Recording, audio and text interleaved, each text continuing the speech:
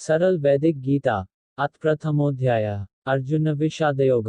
धृतराष्ट्र बोले, हे संजय, धर्मभूमि कुरुक्षेत्र में एकत्रित युद्ध की इच्छा वाले मेरे और पांडु के पुत्रों ने क्या किया। संजय बोले, उस समय राजा दुर्योधन ने व्यूहरचनायुक्त पांडवों की सेना को देखकर और द्रोणाचार्य के पास जाकर यह वचन कहा, हे आचार्य, आपके बुद्धिमान शिष्य द्रुपद पुत्र धृष्टद्युम्न द्वारा व्यूहाकार खड़ी की हुई पांडुपुत्रों की इस बड़ी भारी सेना को देखिए।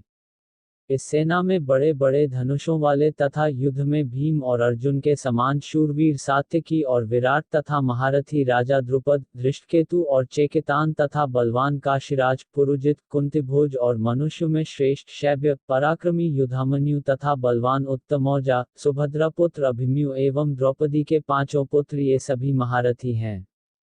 हे ब्राह्मण श्रेष्ठ, अपने पक्ष में भी जो प्रधान हैं, उनको आप समझ लीजिए। आपकी जानकारी के लिए मेरी सेना के जो सेनापति हैं, उनको बतलाता हूँ। आप द्रोणाचार्य और पितामह भीष्म तथा कर्ण और संग्राम विजयी कृपाचार्य तथा वैसे ही अश्वत्थामा, विकर्ण और सोमदत्त का पुत्र भूरिश्रवा और भी मेरे लिए जीवन की आशा त्याग देने वाले बहुत से शूरवीर अनेक प्रकार के शस्त्रास्त्रों से सुसज्जित और सब के सब युद्ध में चतुर हैं। भीष्म पितामह द्वारा रक्षित हमारी वह सेना सब प्रकार से अजेय है और भीम द्वारा रक्षित इन लोगों की यह सेना जीतने में सुगम है। इसलिए सब मोर्चों पर अपनी अपनी जगह स्थित रहते हुए आप लोग सभी निसंदेह भीष्म पितामह की ही सब ओर से रक्षा करें। कौरवों में वृद्ध बड़े प्रतापी पितामह भीष्म ने उस दुर्योधन के हृदय में हर्ष उत्पन्न करते हुए उच्च स्वर से सिंह की दहाड़ के समान गरज कर शंख बजाया। इसके पश्चात शंख और नगारे तथा ढोल, मृंग और नरसिंघे आदि बाजे एक साथ ही बज उठे। उनका वह शब्द बड़ा भयंकर हुआ।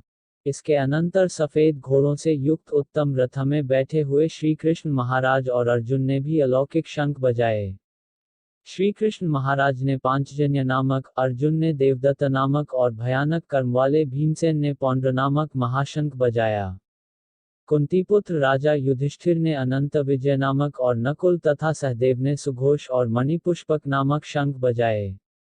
श्रेष्ठ धनुष वाले काशीराज और महारथी शिखंडी एवं धृष्टद्युम्न तथा राजा विराट और अजेय सात्यकी, राजा द्रुपद एवं द्रौपदी के पांचों पुत्र और बड़ी भुजा वाले सुभद्रा पुत्र अभिमन्यु, इन सभी ने हे सब ओर से अलग अलग शंख बजाए और उन भयानक शब्द ने आकाश और पृथ्वी को भी गुंजाते हुए धार्तराष्ट्रों के अर्थात आपके पक्ष वालों के हृदय विदीर्ण कर दिए।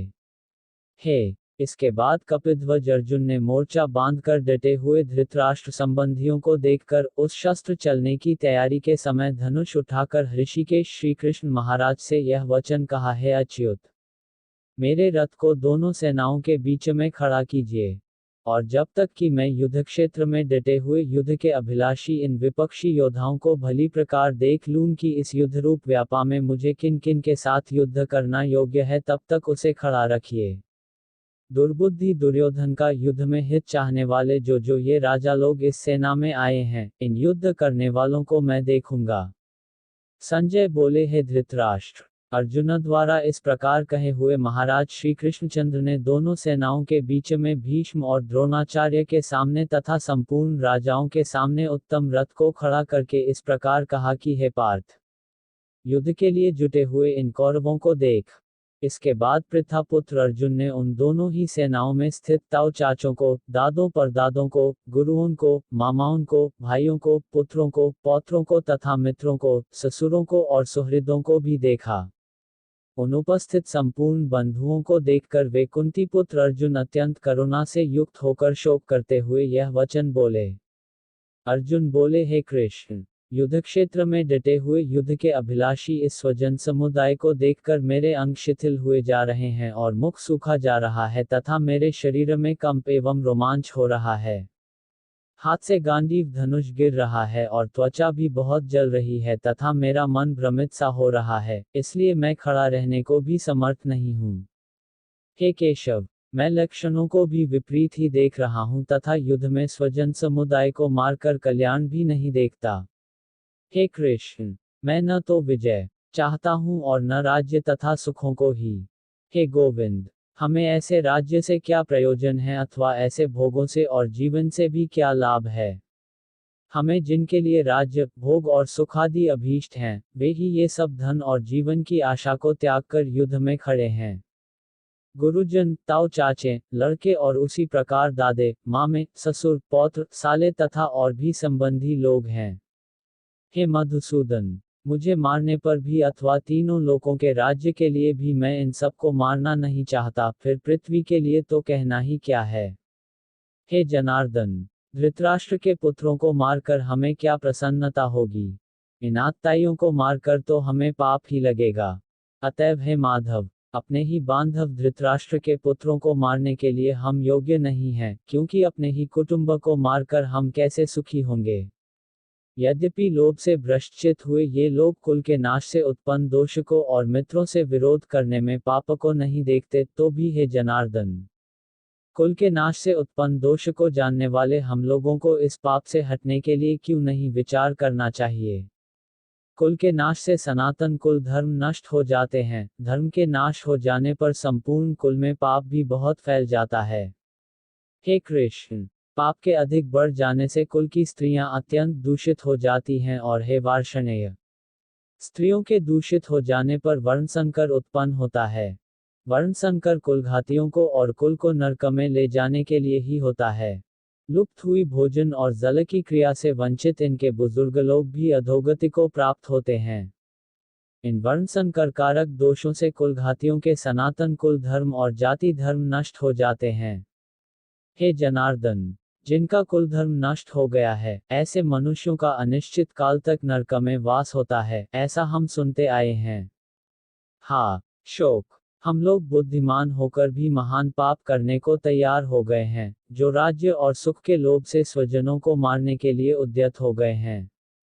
यदि मुझ शस्त्र रहित एवं सामना न करने वाले को शस्त्र हाथ में लिए हुए धृतराष्ट्र के पुत्र रण में मार डालें तो वह मारना भी मेरे लिए अधिक कल्याणकारक होगा। संजय बोले, रणभूमि में शोक से उद्विग्न मन वाले अर्जुन इस प्रकार कहकर बाण सहित धनुष को त्याग कर रथ के पिछले भाग में बैठ गए। उस प्रकार करुणा से व्याप्त और आंसुओं से पूर्ण तथा व्याकुल नेत्रों वाले शोकयुक्त उस अर्जुन के प्रति भगवान मधुसूदन ने यह वचन कहा। श्री भगवान बोले, हे अर्जुन, तुझे इस असमय में यह मोह किस हेतु से प्राप्त हुआ, क्योंकि न तो यह आर्य पुरुषों द्वारा आचरित है, न स्वर्ग को देने वाला है और न कीर्ति को करने वाला ही है। इसलिए हे अर्जुन, नपुंसकता को मत प्राप्त हो, तुझ में यह उचित नहीं जान पड़ती। हे परंतप, हृदय की तुच्छ दुर्बलता को त्याग कर युद्ध के लिए खड़ा हो जा। अर्जुन बोले, हे मधुसूदन, मैं रणभूमि में किस प्रकार बाणों से भीष्म पितामह और द्रोणाचार्य के विरुद्ध लड़ूंगा, क्योंकि हे अरिसूदन, वे दोनों ही पूजनीय हैं। इसलिए इन महानुभाव गुरुजनों को न मारकर मैं इस लोक में भिक्षा का अन्न भी खाना कल्याणकारक समझता हूँ, क्योंकि गुरुजनों को मारकर भी इस लोक में रुधिर से सने हुए अर्थ और कामरूप भोगों को ही तो भोगूंगा। हम यह भी नहीं जानते कि हमारे लिए युद्ध करना और न करना इन दोनों में से कौन सा श्रेष्ठ है, अथवा यह भी नहीं जानते कि उन्हें हम जीतेंगे या हमको वे जीतेंगे। और जिनको मारकर हम जीना भी नहीं चाहते, वे ही हमारे आत्मीय धृतराष्ट्र के पुत्र हमारे मुकाबले में खड़े हैं। इसलिए कायरता रूप दोष से उपहत हुए स्वभावाला तथा धर्म के विषय में मोहितचित हुआ मैं आपसे पूछता हूँ कि जो साधन निश्चित कल्याणकारक हो, वह मेरे लिए कहिए, क्योंकि मैं आपका शिष्य हूँ, इसलिए आपके शरण हुए मुझको शिक्षा दीजिए। क्योंकि भूमि में निष्कंटक, धन धान्य संपन्न राज्य को और देवताओं के स्वामित्व को प्राप्त होकर भी मैं उस उपाय को नहीं देखता हूँ, जो मेरी इंद्रियों के सुखाने वाले शोक को दूर कर सके। संजय बोले, है निद्रा को जीतने वाले अर्जुन श्री कृष्ण महाराज के प्रति इस प्रकार कहकर फिर श्री युद्ध नहीं करूंगा यह स्पष्ट कहकर चुप हो गए। इति श्रीमद्भगवद्गीतायां अद्वितीयोऽध्यायः सांख्य योग। हे भरतवंशी धृतराष्ट्र, श्री कृष्ण महाराज दोनों सेनाओं के बीच में शोक करते हुए उस अर्जुन को हंसते हुए से यह वचन बोले। श्री भगवान बोले, हे अर्जुन, तू न शोक करने योग्य मनुष्यों के लिए शोक करता है और पंडितों के से वचनों को कहता है, परंतु जिनके प्राण चले गए हैं उनके लिए और जिनके प्राण नहीं गए हैं उनके लिए भी पंडित जन शोक नहीं करते। न तो ऐसा ही है कि मैं किसी काल में नहीं था, तू नहीं था अथवा ये राजा लोग नहीं थे, और न ऐसा ही है कि इससे आगे हम सब नहीं रहेंगे। जैसे जीवात्मा की इस देह में बालकपन, जवानी और वृद्धावस्था होती है, वैसे ही अन्य शरीर की प्राप्ति होती है, उस विषय में धीर पुरुष मोहित नहीं होता।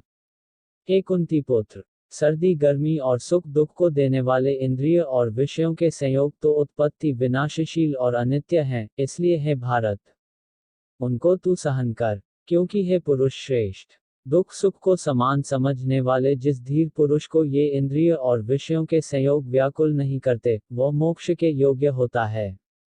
वस्तु की तो सत्ता नहीं है और अभाव नहीं है। इस प्रकार इन दोनों का ही तत्वज्ञानी पुरुषों द्वारा देखा गया है। नाशरहित तो तू उसको जान, जिससे यह संपूर्ण जगत दृश्यवर्ग व्याप्त है। इस अविनाशी का विनाश करने में कोई भी समर्थ नहीं है। इस नाशरहित, अप्रमेय, नित्य स्वरूप जीवात्मा के ये सब शरीर नाशवान कहे गए हैं। इसलिए हे भरतवंशी अर्जुन, तू युद्ध कर। जो इस आत्मा को मारने वाला समझता है तथा जो इसको मरा मानता है, वे दोनों ही नहीं जानते, क्योंकि यह आत्मा वास्तव में न तो किसी को मारता है और न किसी के द्वारा मारा जाता है। यह आत्मा किसी काल में भी न तो जन्मता है और न मरता ही है, तथा न यह उत्पन्न होकर फिर होने वाला ही है, क्योंकि यह अजन्मा, नित्य, सनातन और पुरातन है। शरीर के मारे जाने पर भी यह नहीं मारा जाता। हे पृथापुत्र अर्जुन, जो पुरुष इस आत्मा को नाशरहित, नित्य, अजन्मा और अव्यय जानता है, वह पुरुष कैसे किसको मरवाता है और कैसे किसको मारता है। जैसे मनुष्य पुराने वस्त्रों को त्याग कर दूसरे नए वस्त्रों को ग्रहण करता है, वैसे ही जीवात्मा पुराने शरीरों को त्याग कर दूसरे नए शरीरों को प्राप्त होता है।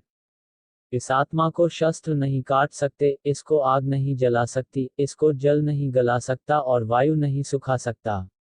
यह आत्मा अव्यक्त है, यह आत्मा अचिंत्य है और यह आत्मा विकाररहित कहा जाता है। इससे हे अर्जुन, इस आत्मा को उपर्युक्त प्रकार से जानकर तू शोक करने को योग्य नहीं है, तुझे शोक करना उचित नहीं है। किंतु यदि तू इस आत्मा को सदा जन्मने वाला तथा सदा मरने वाला मानता हो तो भी हे महाबाहो, तू इस प्रकार शोक करने को योग्य नहीं है। क्योंकि इस मान्यता के अनुसार जन्मे हुए की मृत्यु निश्चित है और मरे हुए का जन्म निश्चित है। इससे भी इस बिना उपाय वाले विषय में तू शोक करने को योग्य नहीं है। हे अर्जुन, संपूर्ण प्राणी जन्म से पहले अप्रकट थे और मरने के बाद भी अप्रकट हो जाने वाले हैं, केवल बीच में ही प्रकट हैं, फिर ऐसी स्थिति में क्या शोक करना है। कोई एक महापुरुष ही इस आत्मा को आश्चर्य की भांति देखता है और वैसे ही दूसरा कोई महापुरुष ही इसके तत्व का आश्चर्य की भांति वर्णन करता है, तथा दूसरा कोई अधिकारी पुरुष ही इसे आश्चर्य की भांति सुनता है और कोई कोई तो सुनकर भी इसको नहीं जानता। हे अर्जुन, यह आत्मा सबके शरीरों में सदा ही अवध्य है।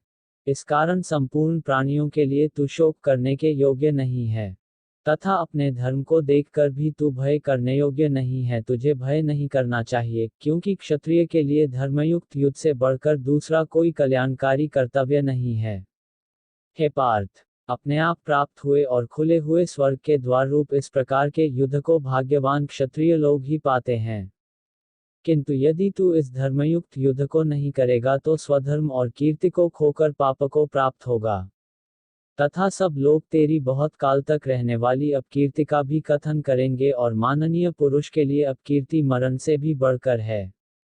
और जिनकी दृष्टि में तू पहले बहुत सम्मानित होकर अब लघुता को प्राप्त होगा, वे महारथी लोग तुझे भय के कारण युद्ध से हटा हुआ मानेंगे।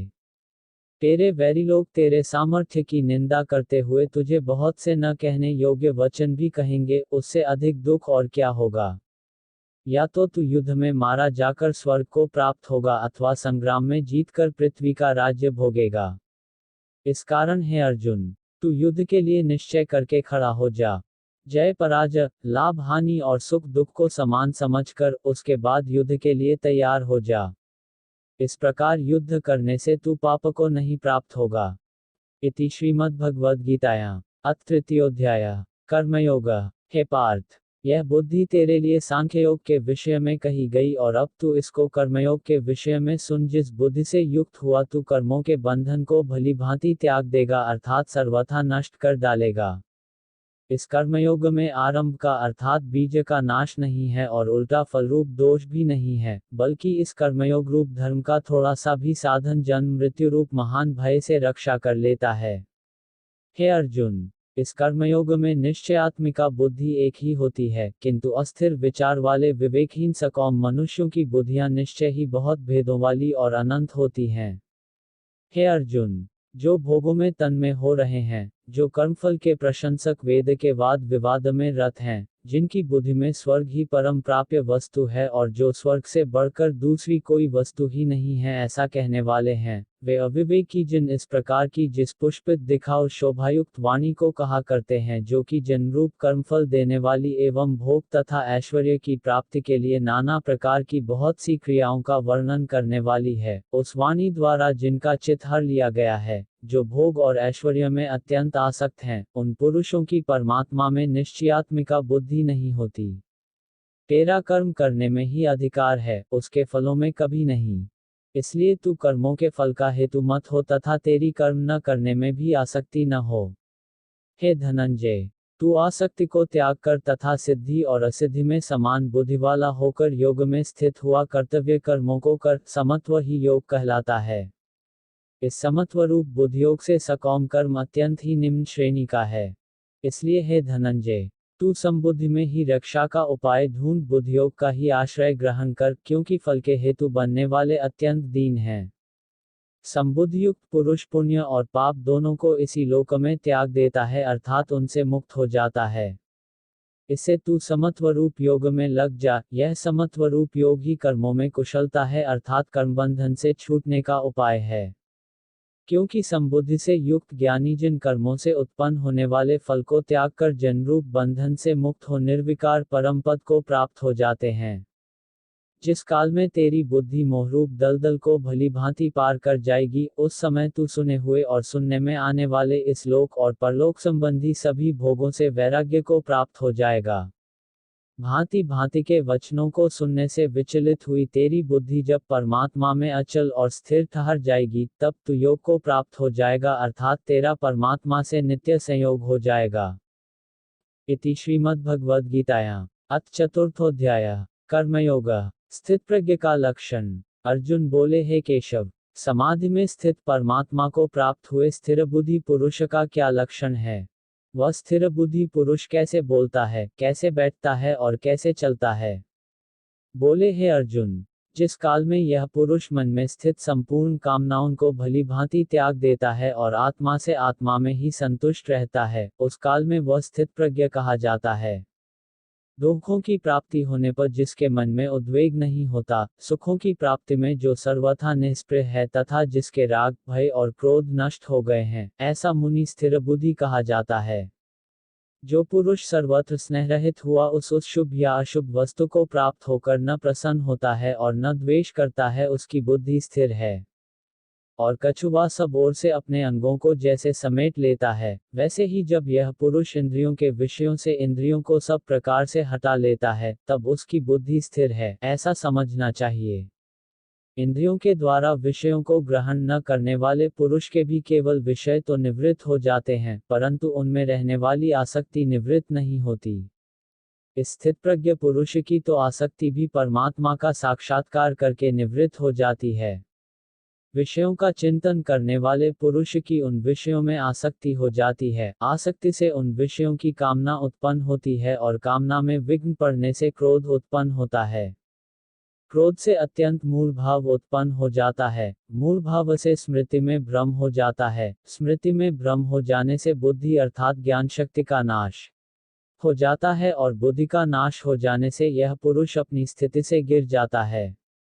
परंतु अपने अधीन किए हुए अंतःकरण वाला साधक अपने वश में की हुई राग द्वेष से रहित इंद्रियों द्वारा विषयों में विचरण करता हुआ अंतःकरण की प्रसन्नता को प्राप्त होता है।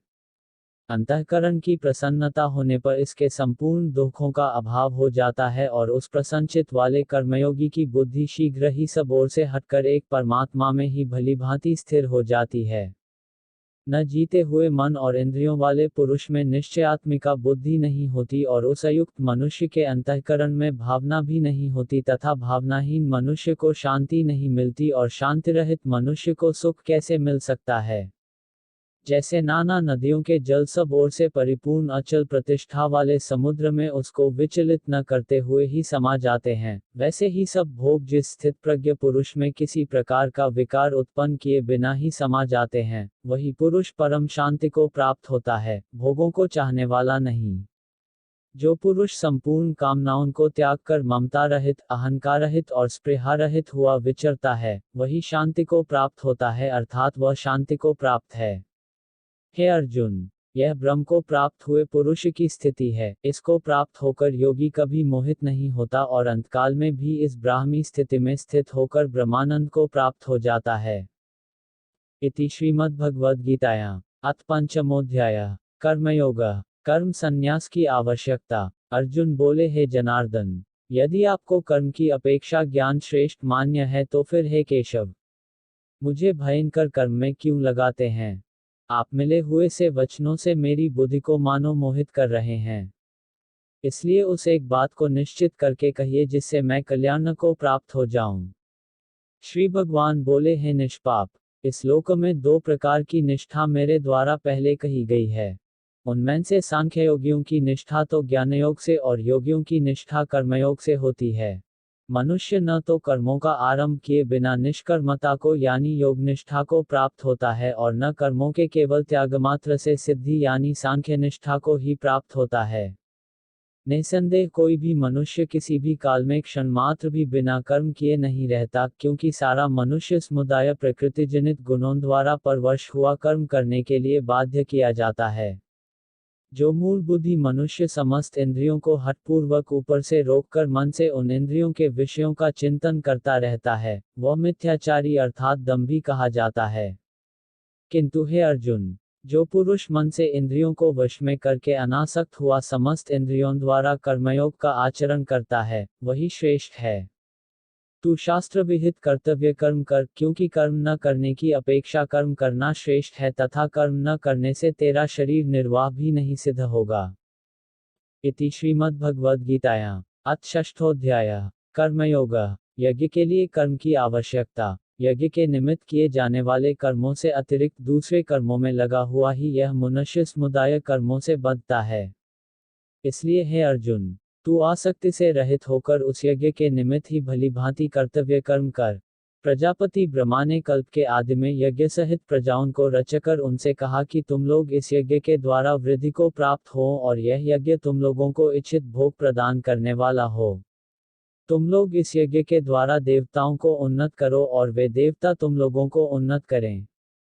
इस प्रकार निस्वार्थ भाव से एक दूसरे को उन्नत करते हुए तुम लोग परम कल्याण को प्राप्त हो जाओगे। यज्ञ के द्वारा बढ़ाए हुए देवता तुम लोगों को बिना मांगे ही इच्छित भोग निश्चय ही देते रहेंगे। इस प्रकार उन देवताओं के द्वारा दिए हुए भोगों को जो पुरुष उनको बिना दिए स्वयं भोगता है, वह चोर ही है। यज्ञ से बचे हुए अन्न को खाने वाले श्रेष्ठ पुरुष सब पापों से मुक्त हो जाते हैं और जो पापी लोग अपना शरीर पोषण करने के लिए ही अन्न पकाते हैं, वे तो पाप को ही खाते हैं। संपूर्ण प्राणी अन्न से उत्पन्न होते हैं। अन्न की उत्पत्ति वृष्टि से होती है, वृष्टि यज्ञ से होती है और यज्ञ विहित कर्मों से उत्पन्न होने वाला है। कर्म समुदाय को तू वेद से उत्पन्न और वेद को अविनाशी परमात्मा से उत्पन्न हुआ जान। इससे सिद्ध होता है कि सर्वव्यापी परम अक्षर परमात्मा सदा ही यज्ञ में प्रतिष्ठित है। हे पार्थ, जो पुरुष इस लोक में इस प्रकार परंपरा से प्रचलित सृष्टि चक्र के अनुकूल नहीं बरतता अर्थात अपने कर्तव्य का पालन नहीं करता, वह इंद्रियों के द्वारा भोगों में रमण करने वाला पापायु पुरुष व्यर्थ ही जीता है। इति श्रीमद्भगवद्गीतायां अथ सप्तमोऽध्यायः कर्मयोग। ज्ञानी के लिए कर्म की आवश्यकता। परंतु जो मनुष्य आत्मा में ही रमण करने वाला और आत्मा में ही तृप्त तथा आत्मा में ही संतुष्ट हो, उसके लिए कोई कर्तव्य नहीं है। उस महापुरुष का इस विश्व में न तो कर्म करने से कोई प्रयोजन रहता है और न कर्मों के न करने से ही कोई प्रयोजन रहता है, तथा संपूर्ण प्राणियों में भी इसका किंचन मात्र भी स्वार्थ का संबंध नहीं रहता। इसलिए तू निरंतर आसक्ति से रहित होकर सदा कर्तव्य कर्म को भली भांति करता रह, क्योंकि आसक्ति से रहित होकर कर्म करता हुआ मनुष्य परमात्मा को प्राप्त हो जाता है। जनकादि ज्ञानी जन भी आसक्ति रहित कर्म द्वारा ही परम सिद्धि को प्राप्त हुए थे। इसलिए तथा लोक संग्रह को देखते हुए भी तू कर्म करने के ही योग्य है, अर्थात तुझे कर्म करना ही उचित है। श्रेष्ठ पुरुष जो जो आचरण करता है, अन्य पुरुष भी वैसा वैसा ही आचरण करते हैं। वह जो कुछ प्रमाण कर देता है, समस्त मनुष्य समुदाय उसी के अनुसार बरतने लग जाता है। हे अर्जुन, मुझे इन तीनों लोकों में न तो कुछ कर्तव्य है और न कोई भी प्राप्त करने योग्य वस्तु अप्राप्त है, तो भी मैं कर्म में ही बरतता हूँ। क्योंकि हे पार्थ, यदि मैं सावधान होकर कर्मों में न बरतूं तो बड़ी हानि हो जाए, क्योंकि मनुष्य सब प्रकार से मेरे ही मार्ग का अनुसरण करते हैं। इसलिए यदि मैं कर्म न करूं तो ये सब मनुष्य नष्ट भ्रष्ट हो जाया और मैं संकर्ता का करने वाला हूं तथा इस समस्त प्रजा को नष्ट करने वाला बनूं। हे भारत, कर्म में आसक्त हुए अज्ञानी जन जिस प्रकार कर्म करते हैं, आसक्ति रहित विद्वान भी लोक संग्रह करना चाहता हुआ उसी प्रकार कर्म करे। परमात्मा के स्वरूप में अटल स्थित हुए ज्ञानी पुरुष को चाहिए कि वह शास्त्र विहित कर्मों में आसक्ति वाले अज्ञानियों की बुद्धि में भ्रम अर्थात कर्मों में अश्रद्धा उत्पन्न न करे, किंतु स्वयं शास्त्र विहित समस्त कर्म भली भांति करता हुआ उनसे भी वैसे ही करवावे। वास्तव में संपूर्ण कर्म सब प्रकार से प्रकृति के गुणों द्वारा किए जाते हैं, तो भी जिसका अंतःकरण अहंकार से मोहित हो रहा है, ऐसा अज्ञानी मैं करता हूँ ऐसा मानता है। परंतु हे महाबाहो, गुण विभाग और कर्म विभाग के तत्व को जानने वाला ज्ञानयोगी संपूर्ण गुण ही गुणों में बरत रहे हैं, ऐसा समझकर उनमें आसक्त नहीं होता। प्रकृति के गुणों से अत्यंत मोहित हुए मनुष्य गुणों में और कर्मों में आसक्त रहते हैं। उन पूर्णतया न समझने वाले मंदबुद्धि अज्ञानियों को पूर्णतया जानने वाला ज्ञानी विचलित न करे। सभी प्राणी प्रकृति को प्राप्त होते हैं, अर्थात अपने स्वभाव के परवश हुए कर्म करते हैं। भी अपनी प्रकृति के अनुसार चेष्टा करता है, फिर इसमें किसी का हट क्या करेगा। इंद्रिय के अर्थ में अर्थात प्रत्येक इंद्रिय के विषय में राग और द्वेष छिपे हुए स्थित हैं। मनुष्य को उन दोनों के वश में नहीं होना चाहिए, क्योंकि वे दोनों ही इसके कल्याण मार्ग में विघ्न करने वाले शत्रु हैं। अच्छी प्रकार आचरण में लाए हुए दूसरे के धर्म से गुणहित भी अपना धर्म अति उत्तम है। अपने धर्म में तो मरना भी कल्याणकारक है और दूसरे का धर्म भय को देने वाला है। इति श्रीमद्भगवद्गीतायां अथ अष्टमोऽध्यायः कर्मयोग। प्रवृत्ति का प्रधान कारण। अर्जुन बोले, हे कृष्ण, तो फिर यह मनुष्य स्वयं न चाहता हुआ भी लगाए हुए की भांति किससे प्रेरित होकर पाप का आचरण करता है। श्री भगवान बोले, रजोगुण से उत्पन्न हुआ यह काम ही क्रोध है। यह बहुत खाने वाला अर्थात भोगों से कभी न अघाने वाला और बड़ा पापी है। इसको ही तू इस विषय में वैरी जान। जिस प्रकार धुएं से अग्नि और मैल से दर्पण ढका जाता है तथा जिस प्रकार जेर से गर्भ ढका रहता है, वैसे ही उस काम के द्वारा यह ज्ञान ढका रहता है। और हे अर्जुन, इस अग्नि के समान कभी न पूर्ण होने वाले कामरूप ज्ञानियों के नित्य वैरी के द्वारा मनुष्य का ज्ञान ढका हुआ है। इंद्रियां, मन और बुद्धि ये सब इसके वासस्थान कहे जाते हैं। यह काम इन मन, बुद्धि और इंद्रियों के द्वारा ही ज्ञान को आच्छादित करके जीवात्मा को मोहित करता है। इसलिए हे अर्जुन, तू पहले इंद्रियों को वश में करके इस ज्ञान और विज्ञान का नाश करने वाले महान पापी काम को अवश्य ही बलपूर्वक मार डाल। इंद्रियों को स्थूल शरीर से पर यानी श्रेष्ठ, बलवान और सूक्ष्म कहते हैं। इन इंद्रियों से पर मन है, मन से भी पर बुद्धि है और जो बुद्धि से भी अत्यंत पर है वह आत्मा है। इस प्रकार बुद्धि से पर अर्थात सूक्ष्म, बलवान और अत्यंत श्रेष्ठ आत्मा को जानकर और बुद्धि के द्वारा मन को वश में करके हे महाबाहो, तू इस कामरूप दुर्जय शत्रु को मार डाल। इति श्रीमद्भगवद्गीतायां अथ नवमोऽध्यायः कर्मयोग। कर्म संन्यास का साधन। कर्म क्या है और अकर्म क्या है, इस प्रकार इसका निर्णय करने में बुद्धिमान पुरुष भी मोहित हो जाते हैं। इसलिए वह कर्मतत्व मैं तुझे भली भांति समझाकर कहूंगा, जिसे जानकर तू अशुभ से अर्थात कर्मबंधन से मुक्त हो जाएगा। कर्म का स्वरूप भी जानना चाहिए और अकर्म का स्वरूप भी जानना चाहिए तथा विकर्म का स्वरूप भी जानना चाहिए, क्योंकि कर्म की गति गहन है। जो मनुष्य कर्म में अकर्म देखता है और जो अकर्म में कर्म देखता है, वह मनुष्यों में बुद्धिमान है और वह योगी समस्त कर्मों को करने वाला है। जिसके संपूर्ण शास्त्र सम्मत कर्म बिना कामना और संकल्प के होते हैं तथा जिसके समस्त कर्म ज्ञान रूप अग्नि के द्वारा भस्म हो गए हैं, उस महापुरुष को ज्ञानी जन भी पंडित कहते हैं। जो पुरुष समस्त कर्मों में और उनके फल में आसक्ति का सर्वथा त्याग करके संसार के आश्रय से रहित हो गया है और परमात्मा में नित्य तृप्त है, वह कर्मों में भली भांति बरतता हुआ भी वास्तव में कुछ भी नहीं करता। जिसका अंतःकरण और इंद्रियों के सहित शरीर जीता हुआ है और जिसने समस्त भोगों की सामग्री का परित्याग कर दिया है, ऐसा आशा रहित पुरुष केवल शरीर संबंधी कर्म करता हुआ भी पापों को नहीं प्राप्त होता। जो बिना इच्छा के अपने आप प्राप्त हुए पदार्थ में सदा संतुष्ट रहता है, जिसमें ईर्ष्या का सर्वथा अभाव हो गया हो, जो हर्ष शोक आदि द्वंद्वों से सर्वथा अतीत हो गया है, ऐसा सिद्धि और असिद्धि में सम रहने वाला कर्मयोगी कर्म करता हुआ भी उनसे नहीं बंधता। जिसकी आसक्ति सर्वथा नष्ट हो गई है, जो देहाभिमान और ममता से रहित हो गया है, जिसका चित्त निरंतर परमात्मा के ज्ञान में स्थित रहता है, ऐसा केवल यज्ञ संपादन के लिए कर्म करने वाले मनुष्य के संपूर्ण कर्म भली भांति विलीन हो जाते हैं। इति श्रीमद्भगवद्गीतायां अथ दशमोऽध्यायः कर्मयोग। यज्ञ और ज्ञानयज्ञ की श्रेष्ठता। दूसरे योगीजन देव यज्ञ का ही भली भांति अनुष्ठान किया करते हैं और अन्य योगीजन परब्रह्म परमात्मा रूप अग्नि में अभेद दर्शन रूप यज्ञ के द्वारा ही आत्म रूप यज्ञ का हवन किया करते हैं। अन्य योगीजन श्रोत्र आदि समस्त इंद्रियों को संयम रूप अग्नियों में हवन किया करते हैं और दूसरे योगी लोग शब्दादि समस्त विषयों को इंद्रिय रूप अग्नियों में हवन किया करते हैं। दूसरे योगी जिन इंद्रियों की संपूर्ण क्रियाओं को और प्राणों की समस्त क्रियाओं को ज्ञान से प्रकाशित आत्म संयमयोग रूप अग्नि में हवन किया करते हैं। कई पुरुष द्रव्य संबंधी यज्ञ करने वाले हैं, कितने ही तपस्या रूप यज्ञ करने वाले हैं तथा दूसरे कितने ही योग रूप यज्ञ करने वाले हैं और कितने ही अहिंसादि तीक्ष्ण व्रतों से युक्त यत्नशील पुरुष स्वाध्याय रूप ज्ञान यज्ञ करने वाले हैं। दूसरे कितने ही योगीजन अपान वायु में प्राण वायु को हवन करते हैं, वैसे ही अन्य योगीजन प्राण वायु में अपान वायु को हवन करते हैं तथा अन्य कितने ही नियमित आहार करने वाले प्राणायाम परायण पुरुष प्राण और अपान की गति को रोककर प्राणों को प्राणों में ही हवन किया करते हैं। ये सभी साधक यज्ञों द्वारा पापों का नाश कर देने वाले और यज्ञों को जानने वाले हैं।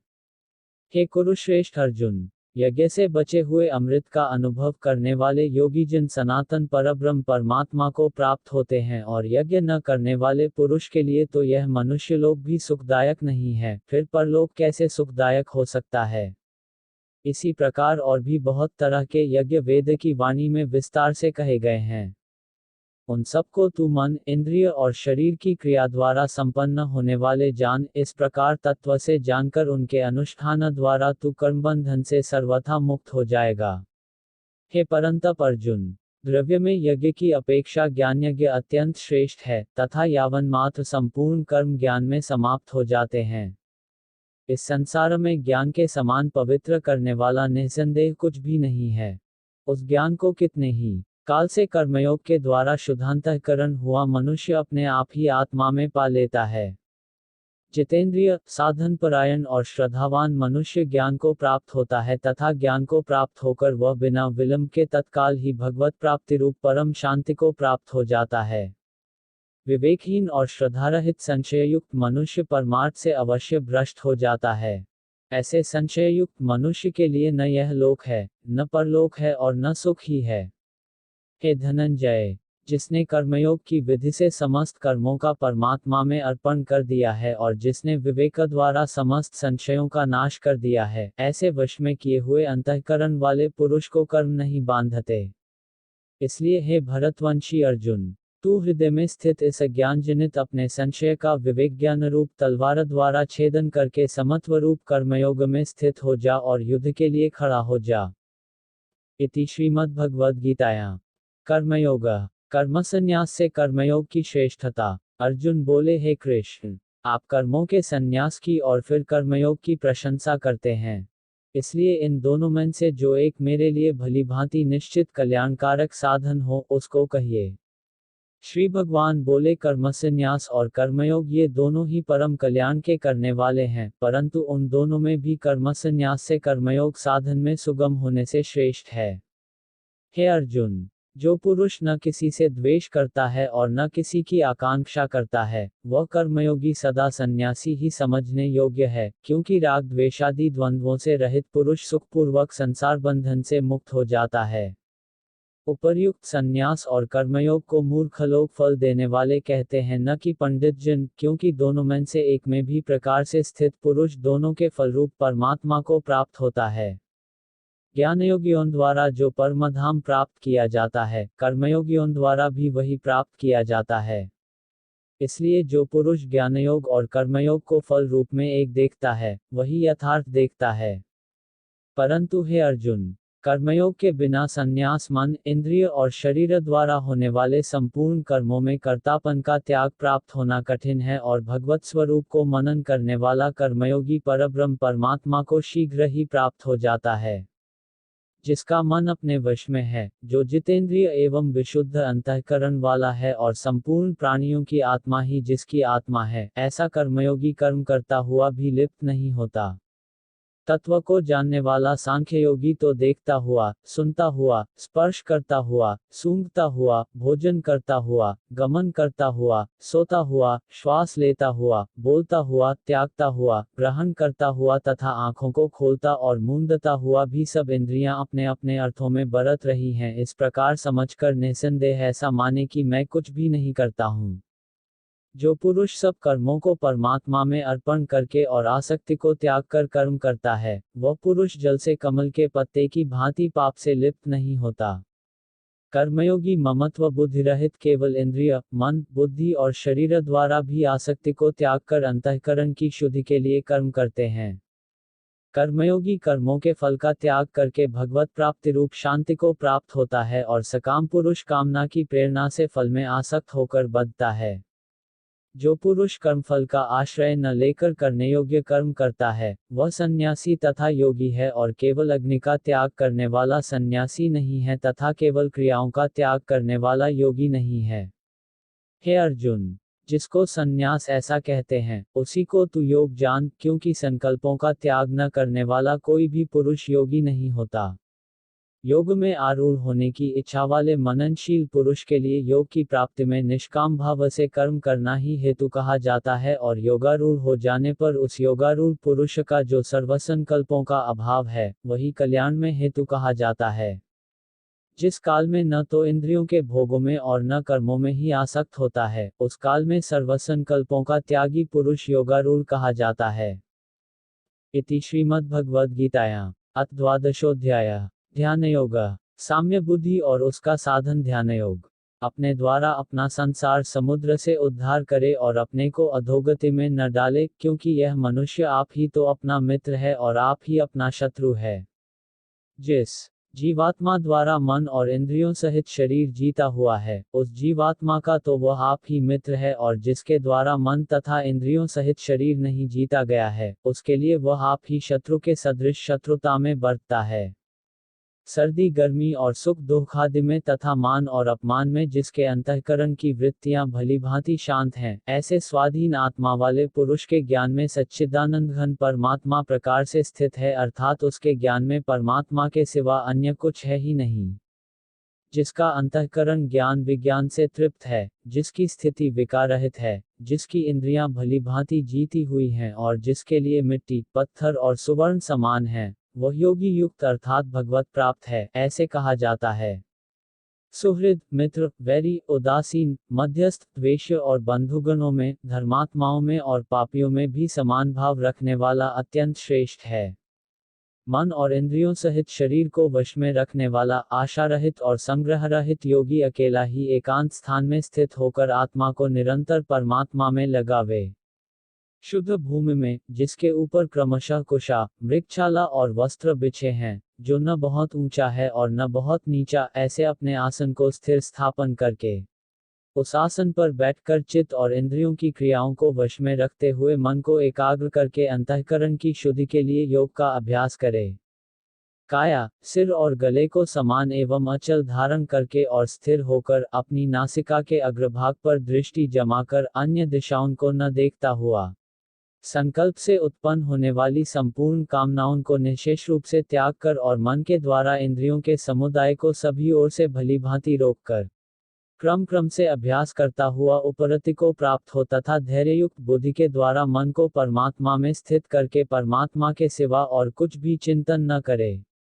यह स्थिर न रहने वाला और चंचल मन जिस जिस शब्दादि विषय के निमित्त से संसार में विचरता है उस विषय से रोककर यानी हटाकर इसे बार बार परमात्मा में ही निरुद्ध करे। वह पाप रहित योगी इस प्रकार निरंतर आत्मा को परमात्मा में लगाता हुआ सुखपूर्वक परब्रह्म परमात्मा की प्राप्ति रूप अनंत आनंद का अनुभव करता है।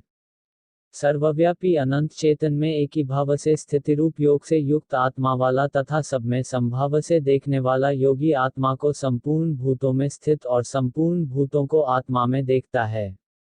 हे अर्जुन, जो योगी अपनी भांति संपूर्ण भूतों में सम देखता है और सुख अथवा दुख को भी सब में सम देखता है, वह योगी परम श्रेष्ठ माना गया है।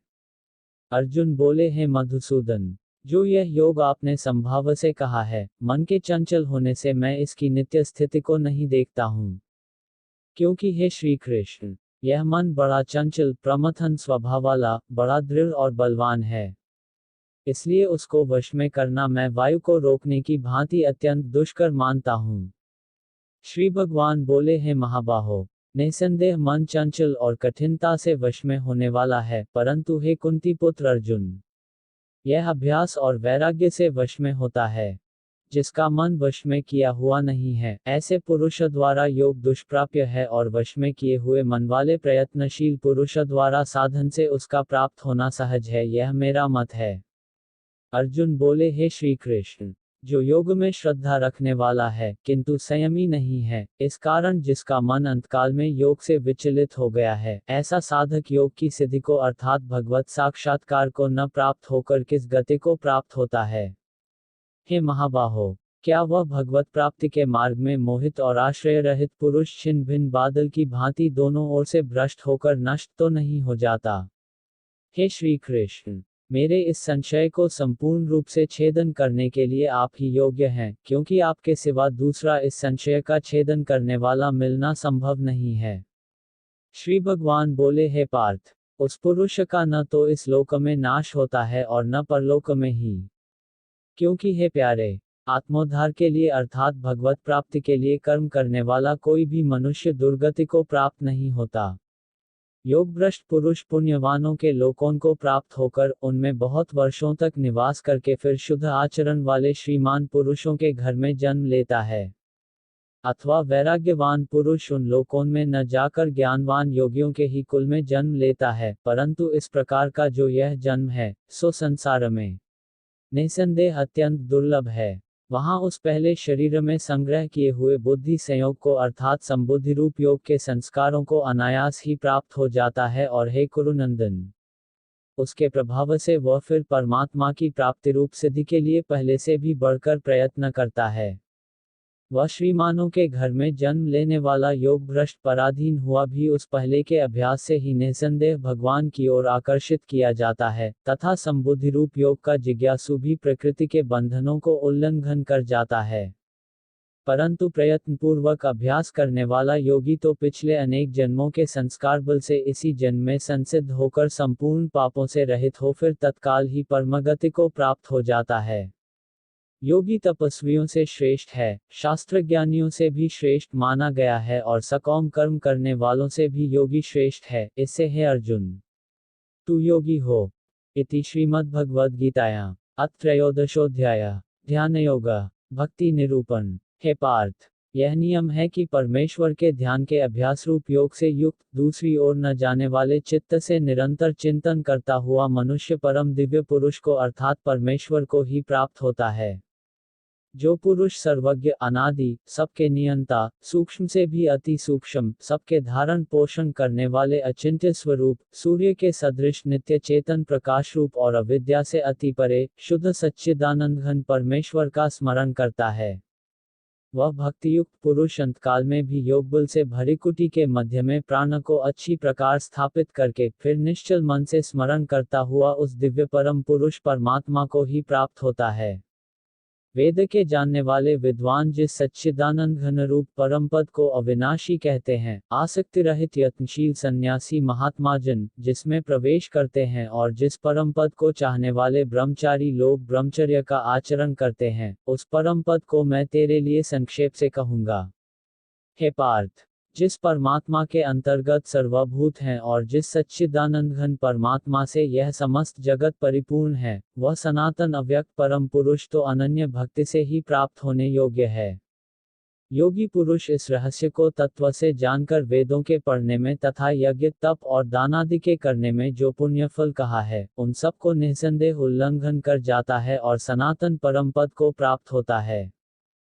इति श्रीमद्भगवद्गीतायां अथ चतुर्दशोऽध्याय ज्ञानयोग, ज्ञान तथा ज्ञेय निरूपण। श्री भगवान बोले, तुझ दोष दृष्टि रहित भक्त के लिए इस परम गोपनीय विज्ञान सहित ज्ञान को पुनः भली भांति कहूंगा, जिसको जानकर तू दुख रूप संसार से मुक्त हो जाएगा।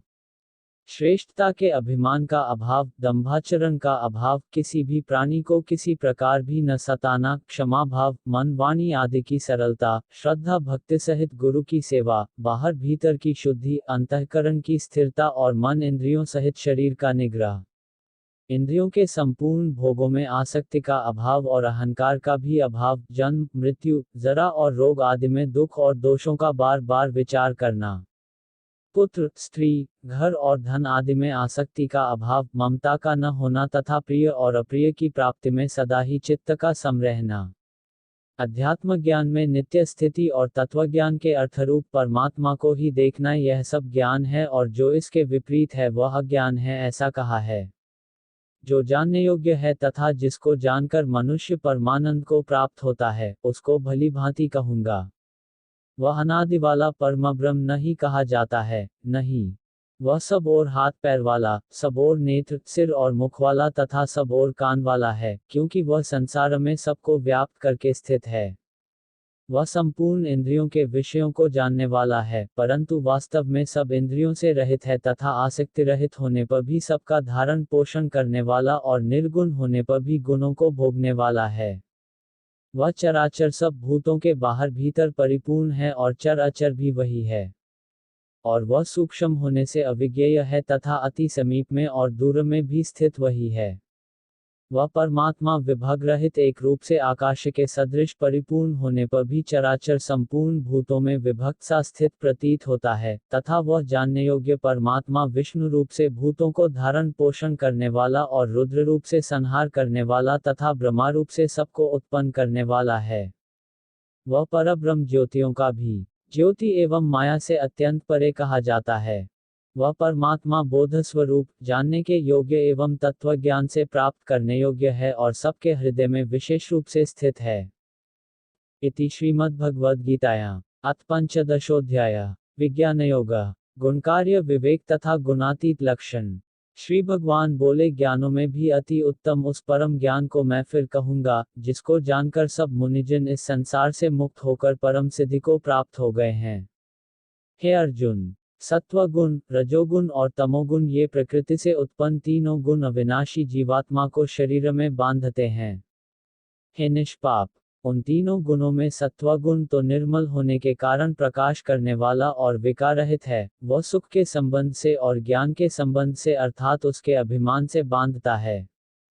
हे अर्जुन, रागरूप रजोगुण को कामना और आसक्ति से उत्पन्न जान, वह इस जीवात्मा को कर्मों के और उनके फल के संबंध से में बांधता है।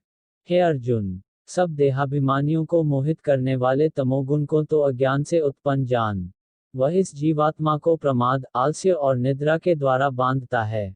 हे अर्जुन, सत्वगुण सुख में लगाता है और रजोगुण कर्म में तथा तमोगुण तो ज्ञान को ढककर प्रमाद में भी लगाता है।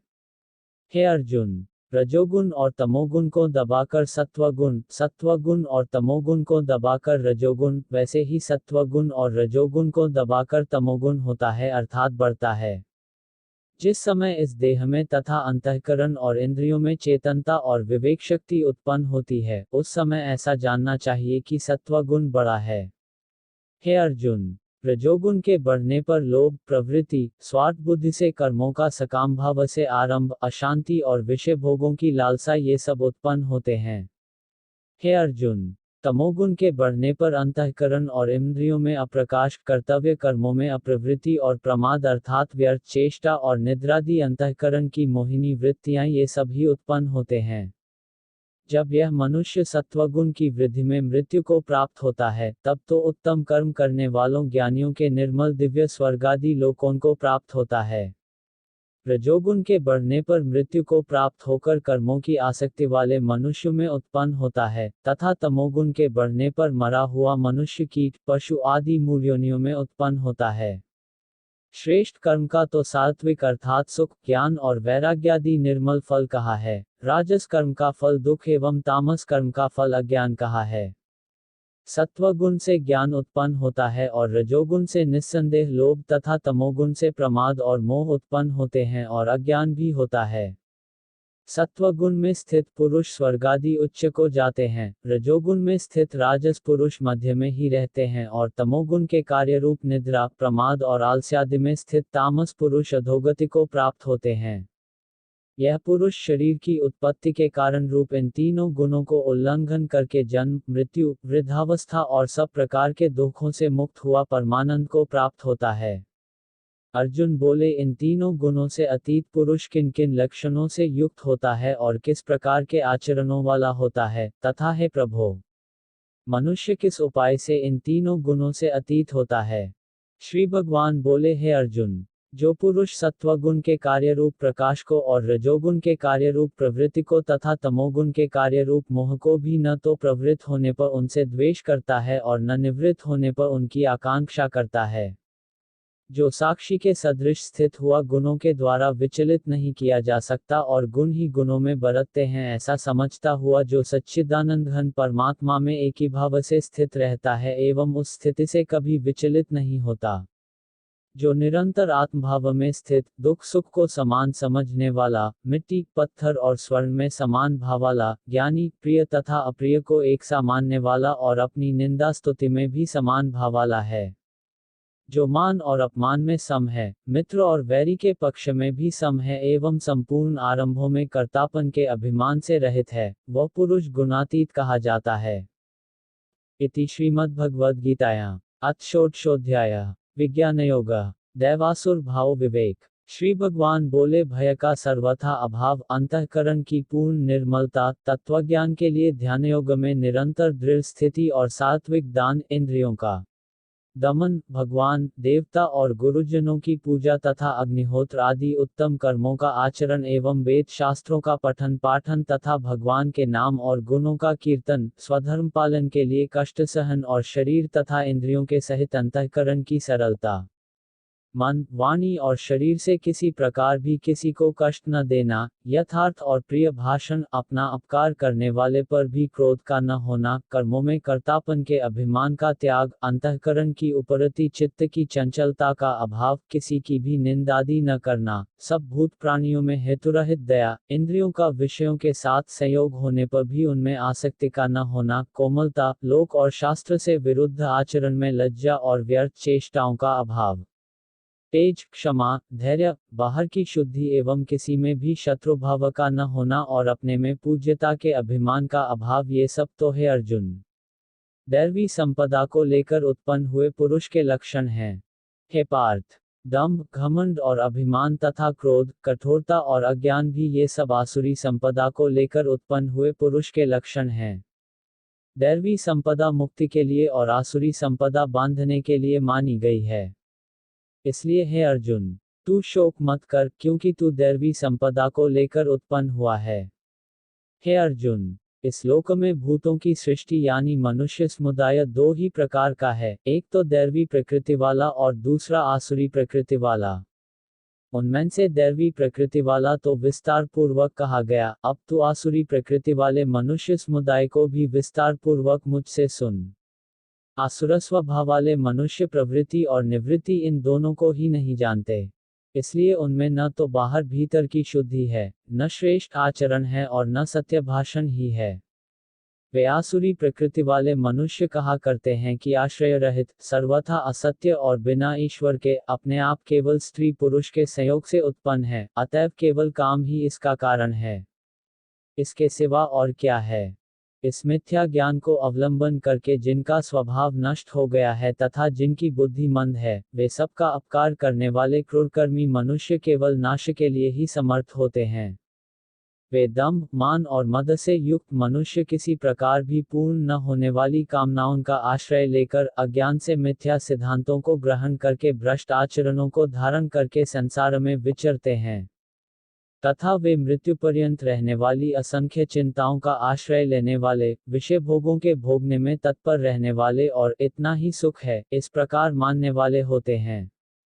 वे आशा की सैकड़ों फांसियों से बंधे हुए मनुष्य काम क्रोध के परायण होकर विषय भोगों के लिए अन्यायपूर्वक धनादि पदार्थों का संग्रह करने की चेष्टा करते हैं। वे सोचा करते हैं कि मैंने आज यह प्राप्त कर लिया है और अब इस मनोरथ को प्राप्त कर लूंगा। मेरे पास यह इतना धन है और फिर भी यह हो जाएगा। वह शत्रु मेरे द्वारा मारा गया और उन दूसरे शत्रुओं को भी मैं मार डालूंगा। मैं ईश्वर हूँ, ऐश्वर्य को भोगने वाला हूँ। मैं सब सिद्धियों से युक्त हूँ और तथा सुखी हूँ। मैं बड़ा धनी और बड़े कुटुंब वाला हूँ। मेरे समान दूसरा कौन है। मैं यज्ञ करूँगा, दान दूंगा और आमोद प्रमोद करूँगा। इस प्रकार अज्ञान से मोहित रहने वाला तथा अनेक प्रकार से भ्रमित चित्त वाले मोहरूप जाल से समावृत और विषय भोगों में अत्यंत आसक्त आसुर लोग अपवित्र नरक में गिरते हैं। वे अपने आप को ही श्रेष्ठ मानने वाले घमंडी पुरुष धन और मान के मद से युक्त होकर केवल नाम मात्र के यज्ञों द्वारा पाखंड से शास्त्र विधि रहित यजन करते हैं। काम, क्रोध तथा लोभ ये तीन प्रकार के नरक के द्वार आत्मा का नाश करने वाले उसको अधोगति में ले जाने वाले हैं। अतएव इन तीनों को त्याग देना चाहिए। हे अर्जुन, इन तीनों नरक के द्वारों से मुक्त पुरुष अपने कल्याण का आचरण करता है, इससे वह परमगति को जाता है। जो पुरुष शास्त्र विधि को त्याग कर अपनी इच्छा से मनमाना आचरण करता है, वह न सिद्धि को प्राप्त होता है, न परमगति को और न सुख को ही। इससे तेरे लिए इस कर्तव्य और अकर्तव्य की व्यवस्था में शास्त्र ही प्रमाण है। ऐसा जानकर तू शास्त्र विधि से नियत कर्म ही करने योग्य है। इति श्रीमद्भगवद्गीतायां अथ सप्तदशोऽध्याय विज्ञान योग गुण निष्ठा।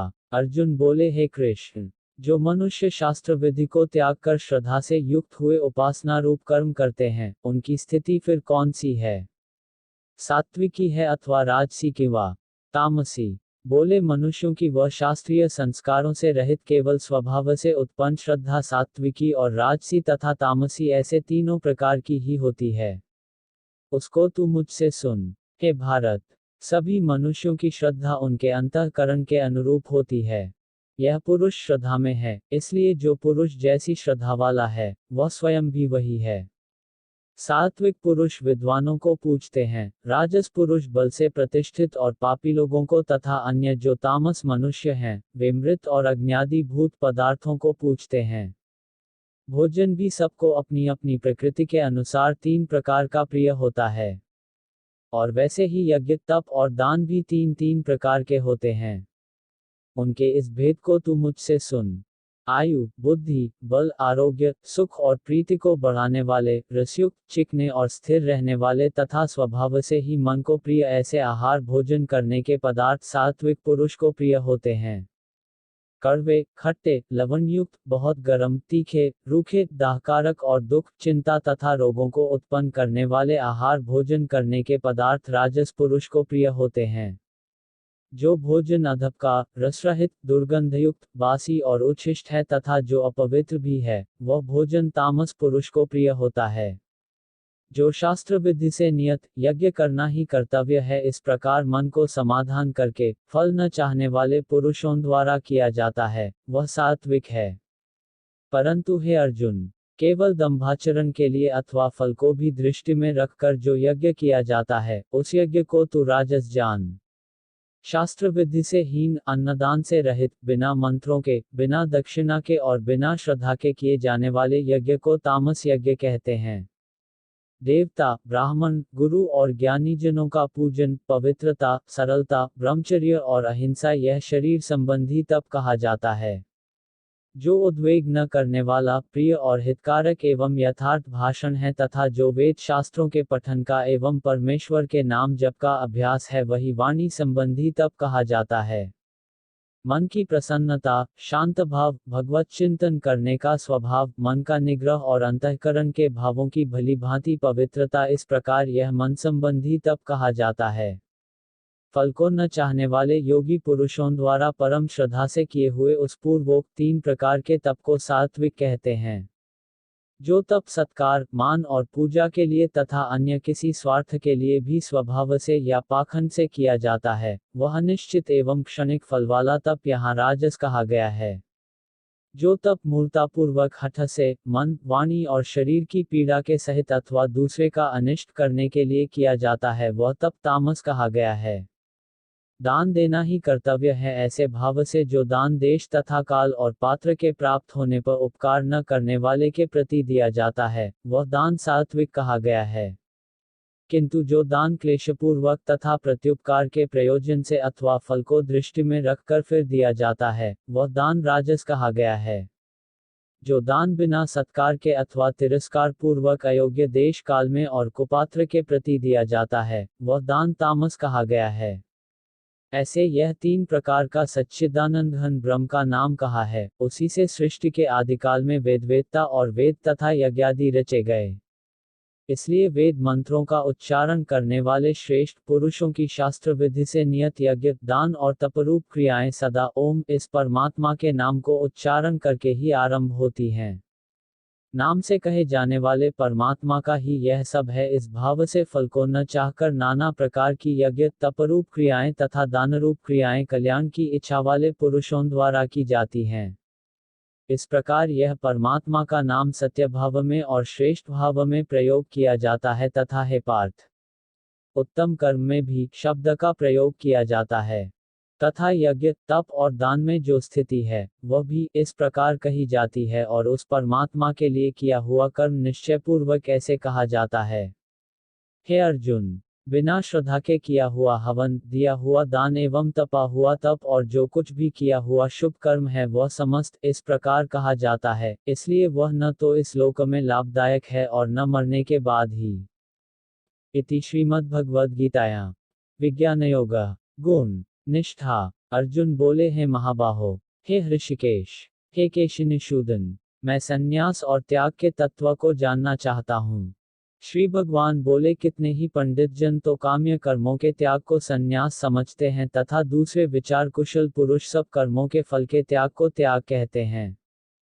कई एक विद्वान ऐसा कहते हैं कि कर्म मात्र दोषयुक्त हैं, इसलिए त्यागने के योग्य हैं, और दूसरे विद्वान यह कहते हैं कि यज्ञ, दान और तपरूप कर्म त्यागने योग्य नहीं हैं।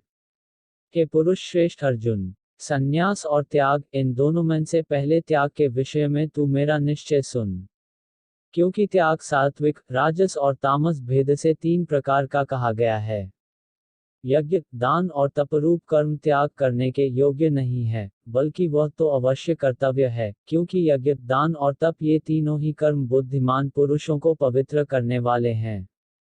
इसलिए हे पार्थ, इन यज्ञ, दान और तपरूप कर्मों को तथा और भी संपूर्ण कर्तव्य कर्मों को आसक्ति और फलों का त्याग करके अवश्य करना चाहिए, यह मेरा निश्चय किया हुआ उत्तम मत है। निषिद्ध और काम्य कर्मों का तो स्वरूप से त्याग करना उचित ही है, परंतु नियत कर्म का स्वरूप से त्याग करना उचित नहीं है। इसलिए मोह के कारण उसका त्याग कर देना तामस त्याग कहा गया है। जो कुछ कर्म है वह सब दुख रूप ही है ऐसा समझकर यदि कोई शारीरिक क्लेश के भय से कर्तव्य कर्मों का त्याग कर दे तो वह ऐसा राजस त्याग करके त्याग के फल को किसी प्रकार भी नहीं पाता। हे अर्जुन, जो शास्त्र विहित कर्म करना कर्तव्य है इसी भाव से आसक्ति और फल का त्याग करके किया जाता है वही सात्विक त्याग माना गया है। जो मनुष्य अकुशल कर्म से तो द्वेष नहीं करता और कुशल कर्म में आसक्त नहीं होता वह शुद्ध सत्व गुण से युक्त पुरुष, संशयित, बुद्धिमान और सच्चा त्यागी है। क्योंकि शरीरधारी किसी भी मनुष्य के द्वारा संपूर्णता से सब कर्मों का त्याग किया जाना शक्य नहीं है, इसलिए जो कर्मफल का त्यागी है वही त्यागी है यह कहा जाता है। कर्मफल का त्याग न करने वाले मनुष्यों के कर्मों का तो अच्छा, बुरा और मिला हुआ ऐसे 3 प्रकार का फल मरने के पश्चात अवश्य होता है, किंतु कर्मफल का त्याग कर देने वाले मनुष्यों के कर्मों का फल किसी काल में भी नहीं होता। हे महाबाहो, संपूर्ण कर्मों की सिद्धि के ये 5 हेतु कर्मों का अंत करने के लिए उपाय बतलाने वाले सांख्य शास्त्र में कहे गए हैं, उनको तू मुझसे भली भांति जान। इस विषय में अर्थात कर्मों की सिद्धि में अधिष्ठान और कर्ता तथा भिन्न भिन्न प्रकार के कारण एवं नाना प्रकार की अलग अलग चेष्टाएं और वैसे ही 5वां हेतु दैव है। मनुष्य मन, वाणी और शरीर से शास्त्रानुकूल अथवा विपरीत जो कुछ भी कर्म करता है उसके ये 5 कारण हैं। परंतु ऐसा होने पर भी जो मनुष्य अशुद्ध बुद्धि होने के कारण उस विषय में यानी कर्मों के होने में केवल शुद्ध स्वरूप आत्मा को कर्ता समझता है, वह मलिन बुद्धि वाला अज्ञानी यथार्थ नहीं समझता। जिस पुरुष के अंतःकरण में मैं करता हूँ ऐसा भाव नहीं है तथा जिसकी बुद्धि सांसारिक पदार्थों में और कर्मों में लिपायमान नहीं होती, वह पुरुष इन सब लोकों को मारकर भी वास्तव में न तो मरता है और न पाप से बंधता है। ज्ञाता, ज्ञान और ज्ञेय ये 3 प्रकार की कर्म प्रेरणा है और कर्ता, करण तथा क्रिया ये 3 प्रकार का कर्म संग्रह है। गुणों की संख्या करने वाले शास्त्र में ज्ञान और कर्म तथा कर्ता गुणों के भेद से 3 प्रकार के ही कहे गए हैं, उनको भी तू मुझसे भली भांति सुन। जिस ज्ञान से मनुष्य पृथक पृथक सब भूतों में एक अविनाशी परमात्म भाव को विभाग रहित संभाव से स्थित देखता है, उस ज्ञान को तू सात्विक जान। किंतु जो ज्ञान अर्थात जिस ज्ञान के द्वारा मनुष्य संपूर्ण भूतों में भिन्न भिन्न प्रकार के नाना भावों को अलग अलग जानता है, उस ज्ञान को तू राजस जान। परंतु जो ज्ञान एक कार्य रूप शरीर में ही संपूर्ण के सदृश आसक्त है तथा जो बिना युक्ति वाला, तात्विक अर्थ से रहित और तुच्छ है, वह तामस कहा गया है। जो कर्म शास्त्र विधि से नियत किया हुआ और कर्तापन के अभिमान से रहित हो तथा फल न चाहने वाले पुरुष द्वारा बिना राग द्वेष के किया गया हो, वह सात्विक कहा जाता है। परंतु जो कर्म बहुत परिश्रम से युक्त होता है तथा भोगों को चाहने वाले पुरुष द्वारा या अहंकार युक्त पुरुष द्वारा किया जाता है, वह कर्म राजस कहा गया है।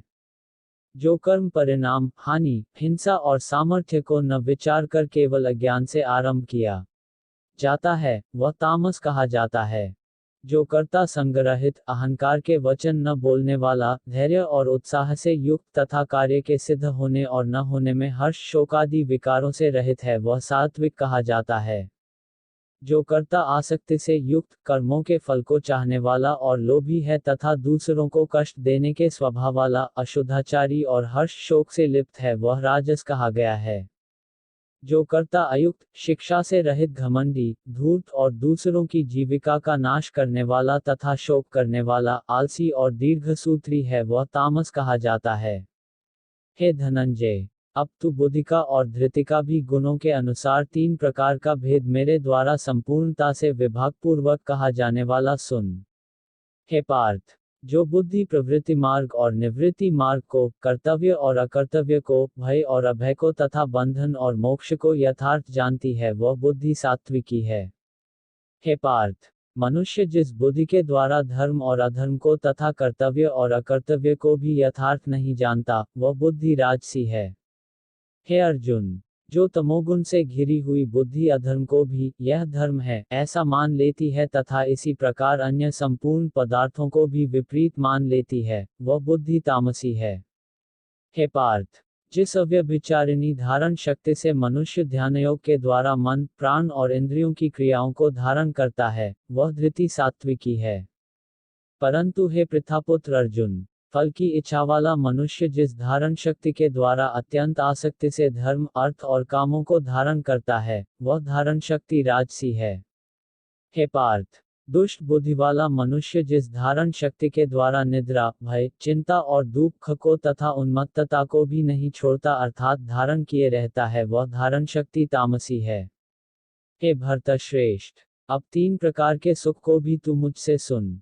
जिस सुख में साधक मनुष्य यम नियमादि के अभ्यास से रमण करता है और जिससे दुखों के अंत को प्राप्त हो जाता है, जो ऐसा सुख है वह आरंभ काल में यद्यपि विष के तुल्य प्रतीत होता है, परंतु परिणाम में अमृत के तुल्य है, इसलिए वह परमात्म विषयक बुद्धि के प्रसाद से उत्पन्न होने वाला सुख सात्विक कहा गया है।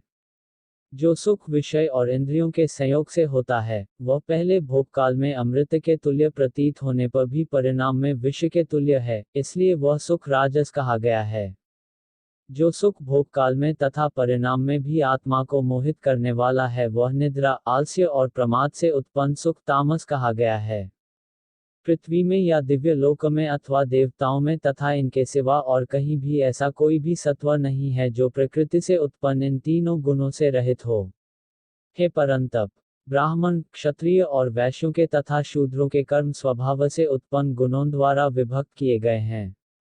अंतःकरण का निग्रह करना, इंद्रियों का दमन करना, धर्मपालन के लिए कष्ट सहना, बाहर भीतर से शुद्ध रहना, शक्ति संपन्न होकर भी सहनशील रहना, मन, इंद्रिय और शरीर को सरल रखना, वेद, शास्त्र, ईश्वर और परलोक आदि में श्रद्धा रखना, वेद शास्त्रों का अध्ययन अध्यापन करना और परमात्मा के तत्व का अनुभव करना, ये सब के सब ही ब्राह्मण के स्वाभाविक कर्म हैं। शूरवीरता, तेज, धैर्य, चतुरता और युद्ध में न भागना, दान देना और स्वामी भाव, ये सब के सभी क्षत्रिय के स्वाभाविक कर्म हैं। खेती, गोपालन और क्रय विक्रय रूप सत्य व्यवहार ये वैश्य के स्वाभाविक कर्म हैं। तथा सब वर्णों की सेवा करना शूद्र का भी स्वाभाविक कर्म है। अपने अपने स्वाभाविक कर्मों में तत्परता से लगा हुआ मनुष्य भगवत प्राप्ति रूप परम सिद्धि को प्राप्त हो जाता है। अपने स्वाभाविक कर्म में लगा हुआ मनुष्य जिस प्रकार से कर्म करके परम सिद्धि को प्राप्त होता है, उस विधि को तू सुन। जिस परमेश्वर से संपूर्ण प्राणियों की उत्पत्ति हुई है और जिससे यह समस्त व्याप्त है, उस परमेश्वर की अपने स्वाभाविक कर्मों द्वारा पूजा करके मनुष्य परम सिद्धि को प्राप्त हो जाता है। अच्छी प्रकार आचरण किए हुए दूसरे के धर्म से गुणहित भी अपना धर्म श्रेष्ठ है, क्योंकि स्वभाव से नियत किए हुए स्वधर्म रूप कर्म को करता हुआ मनुष्य पाप को नहीं प्राप्त होता। अतएव हे कुंती पुत्र, दोषयुक्त होने पर भी सहज कर्म को नहीं त्यागना चाहिए, क्योंकि धुआं से अग्नि की भांति सभी कर्म किसी न किसी दोष से युक्त हैं। सर्वत्र आसक्ति रहित बुद्धि वाला, स्पृहा रहित और जीते हुए अंतःकरण वाला पुरुष सांख्य योग के द्वारा उस परम नैष्कर्म्य सिद्धि को प्राप्त होता है। जो तू अहंकार का आश्रय लेकर यह मान रहा है कि मैं युद्ध नहीं करूंगा, तो तेरा यह निश्चय मिथ्या है, क्योंकि तेरा स्वभाव तुझे जबरदस्ती युद्ध में लगा देगा। हे कुंती पुत्र, जिस कर्म को तू मोह के कारण करना नहीं चाहता, उसको भी अपने पूर्वकृत स्वाभाविक कर्म से बंधा हुआ परवश होकर करेगा। हे अर्जुन, शरीर रूप यंत्र में आरूढ़ हुए संपूर्ण प्राणियों को अंतर्यामी परमेश्वर अपनी शक्ति से उनके कर्मों के अनुसार भ्रमण कराता हुआ सब प्राणियों के हृदय में स्थित है। हे भारत, तू सब प्रकार से उस परमेश्वर की ही शरण में जा। उस परमात्मा की कृपा से ही तू परम शांति को तथा सनातन परमधाम को प्राप्त होगा। इस प्रकार यह गोपनीय से भी अति गोपनीय ज्ञान मैंने तुमसे कह दिया। अब तू इस रहस्ययुक्त ज्ञान को पूर्णतया भली भांति विचार कर, जैसे चाहता है वैसे ही कर। हे पार्थ, क्या इस गीता शास्त्र को तूने एकाग्रचित्त से श्रवण किया? और हे धनंजय, क्या तेरा अज्ञानजनित मोह नष्ट हो गया? अर्जुन बोले, हे अच्युत, आपकी कृपा से मेरा मोह नष्ट हो गया और मैंने स्मृति प्राप्त कर ली है। अब मैं संशयित होकर स्थित हूँ, अतः आपकी आज्ञा का पालन करूंगा। संजय बोले, इस प्रकार मैंने श्री वासुदेव के और महात्मा अर्जुन के इस अद्भुत रहस्ययुक्त रोमांचकारक संवाद को सुना। श्री व्यास जी की कृपा से मैंने इस परम गोपनीय योग को अर्जुन के प्रति कहते हुए स्वयं योगेश्वर भगवान श्री कृष्ण से प्रत्यक्ष सुना। हे राजन, जहाँ योगेश्वर भगवान श्री कृष्ण हैं और जहाँ गांडीव धनुषधारी अर्जुन है, वहीं पर श्री विजय, विभूति और अचल नीति है, ऐसा मेरा मत है। इति श्रीमद्भगवद्गीतायां सरल वैदिक गीता